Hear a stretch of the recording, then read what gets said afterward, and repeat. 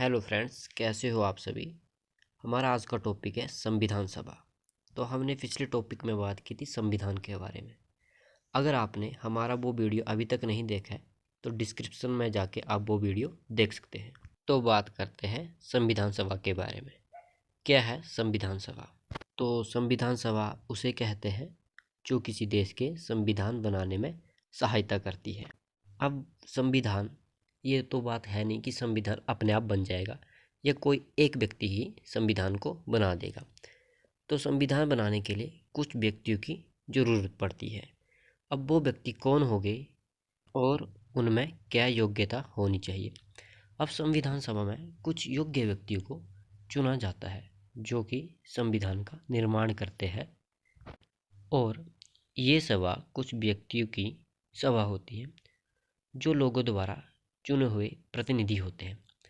जब भारत के संविधान का गठन हुआ था तब इसमें कुछ योग्य व्यक्ति थे, और जब 1947 में संविधान सभा के सदस्यों का चुनाव किया गया तो उस समय सदस्यों की संख्या 399 थी, परंतु देश के विभाजन के बाद ये संख्या कम होकर 310 ही रह गई।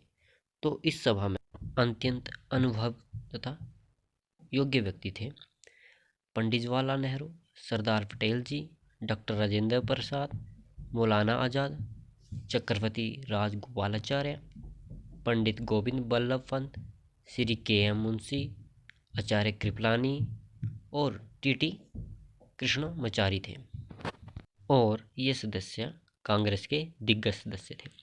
इसके अतिरिक्त जो कांग्रेस के सदस्य नहीं थे, अन्य दलों से संबंधित थे, उसमें से आपके आ जाते हैं doctor Sarvepalli Radhakrishnan ji, doctor Shyama Prasad Mukherjee, Pandit Hridaynath Kunzru ji, Shri Iyengar, doctor Jaishankar, professor KT. Shah तथा डॉक्टर भीमराव अंबेडकर जी।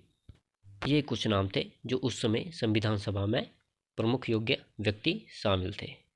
और अब बात करते हैं कि संविधान सभा की बात सबसे पहले कब की गई थी। तो सबसे पहले संविधान सभा की बात की गई थी 1930 में, भारतीय राष्ट्रीय कांग्रेस के द्वारा की गई थी। उसके बाद ये 1932 ईस्वी में महात्मा गांधी जी ने कहा था कि देश का भविष्य केवल देश के नागरिकों, जो देश के निर्वाचित प्रतिनिधि है, उनके द्वारा ही तय किया जाना चाहिए।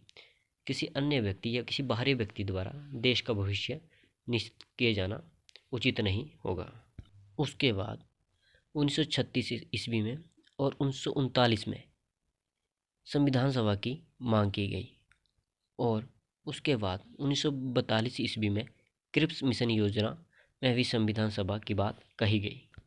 और अंत में 1946 में संविधान सभा को एक व्यवहारिक रूप प्रदान किया गया, और 6 दिसंबर 1946 ईस्वी को संविधान सभा का गठन हो गया। और इसके जो अस्थायी अध्यक्ष थे वो थे सच्चिदानंद सिन्हा, और अध्यक्ष थे डॉक्टर राजेंद्र प्रसाद, और प्रारूप समिति के अध्यक्ष थे भीमराव अंबेडकर जी।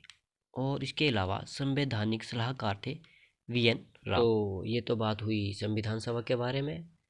तो सरल और आसान भाषा में हमने संविधान सभा के बारे में जाना और पढ़ा।